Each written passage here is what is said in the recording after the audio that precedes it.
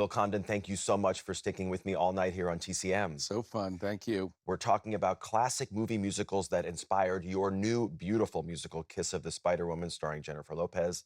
Available now on video on demand and out on Hulu on January Mhm. 26th. We've already talked about CoverGirl. We've talked about New York, New York. Yes. You've also chosen Silk Stockings from 1957, directed by Rouben Mamoulian Mm. and starring Fred Astaire and Sid Charisse. This, of course, is the musical version of Ninotchka. So what we're having here is a movie, Ninotchka, that was made into a Broadway musical, Silk Stockings, and then a movie version of that musical was Correct. made. Sound familiar? Exactly. Yes. How about Kiss of the That's Spider-Woman? right. Exact same Same thing. thing. Is Same that thing. one of the reasons why you chose this movie? No, not really. No. There's so much I love about this movie. One of them is that she's a Soviet commissar, he's a Hollywood producer. But basically, they're discussing things that are political. She's got a progressive point of view on things, accusing him of things like cultural appropriation because he's taking this great Soviet composer and bastardizing his music. And of course, he's got a very kind of Republican point of view. This is the Eisenhower era, and it's an example of the fact that musicals often had more on their minds than they're given credit for, you know? So I think audiences could watch this and they're amused, but also these are conversations that as Americans we continue to have. There's always been a divide in our country, you know? And people were having at the kitchen table and then they're having in one form in the movie. Maybe that's the kind of lingering effect of Ernst Lubitsch, in a way, bleeding into this movie. I think that's true. And also Mamoulian, at age 20, he and his family leave during the revolution. So this was very personal to him in some way, you know?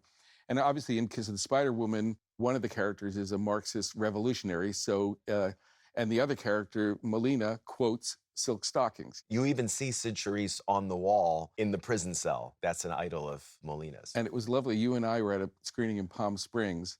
And you know who said that? Sid Charisse and Silk Stockings got the biggest laugh. I think it was the most ideal audience I'll ever have. It really was a tailor-made audience for this film. Yeah. I am fascinated by Sid Charisse's performance in this movie. Obviously, because she's playing the Garbo character from Ninotchka, it's not a typical movie musical character. She's, of course, very dour. The costumes are very severe at first. And, you know, Sid Charisse and Greta Garbo, you can compare the performances if you want to, but it is really interesting to see her have to kind of rein it all in for so long. Yes, it's so true. Mamoulian had this great idea, you know. He was a genius. We should talk about him afterwards because I just think he is an unheralded genius of movie musicals specifically. But his idea was, I've got Astaire and I've got Charisse, so I want to tell the story through dance. So you watch this movie and she is so severe and you wonder, how is Astaire ever going to be able to break through? And the way it's expressed is he dances, he starts to dance, she moves, and there's this involuntary lift of one leg. And that's the first little glimmer that something is cracking open. It's absolutely genius, you know? So I think that's why it's unfair to compare her to Garbo in some way, because by design, the story of that character is being told through dance. At first you think, is the deck kind of stacked, you know, against the Russian point of view? Yes. But you realize as it goes on that the film is equally critical, if you will, of Russian society and also of Hollywood. Absolutely. No one is spared here. It is quite satirical about Hollywood and what it does to great art, you know, sometimes. Also, you know, what's interesting about it is that it's very much, it's a valedictory movie, you know. It was Mamoulian's last movie. It was Astaire's last musical. I don't count Finian's Rainbow, playing Grandpa, you know, but the last movie as a romantic musical lead, and it was Sid Charisse's last musical. So, and you almost feel it, you know, you feel that they're all saying goodbye to something and wanting to sort of sum it up in a very elegant way. Do you have any favorite numbers? I'm a big fan of stereophonic sound, where he kind of spoofs all of the Todd-AO and CinemaScope. What do you like? Oh, I love Red Blues too. I just love the way that number builds, you know, and because it's in that gruesome gray setting, the joy that explodes out of that, I think, is really, really effective. All right, I think we've set it up perfectly. Let's take a look at it. We'll talk more about it afterwards. Here it is from 1957, Fred Astaire and Sid Charisse in Silk Stockings.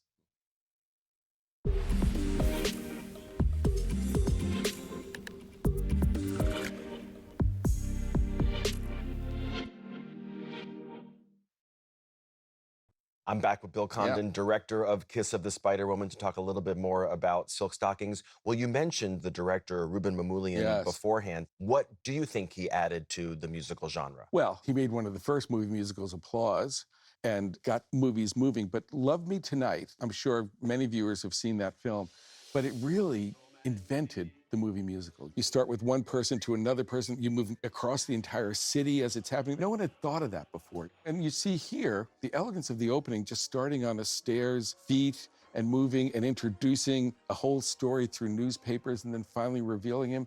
He is just a master. And I love the costumes, particularly what Helen Rose, the costume designer, was able to do with Sid Charisse. And the story is told so much through the costumes, right? And when she does break out of that gray trench coat, if that's what it is, and then you see the kind of more vibrant stuff underneath. Is it fun for you to see that and to see how costume designers can really help tell the story through their work? Yes. And what's fascinating about that is that all the gray outfits also look amazing on her because she is Sid Charisse. But of course, costumes in the movies of this era were so much a part of the story. They were front and center, you know, and that's one thing I loved working with Colleen Atwood and Christine Cantella on this movie, is that they were telling the story. You knew exactly where you were and where the characters were every time they appeared based on what they were wearing.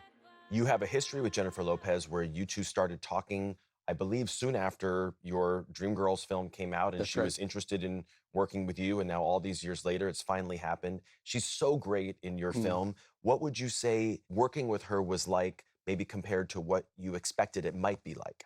Well, I think it's just, you know, she keeps saying this, and I love it. We did shoot all of these numbers often in one take, one master.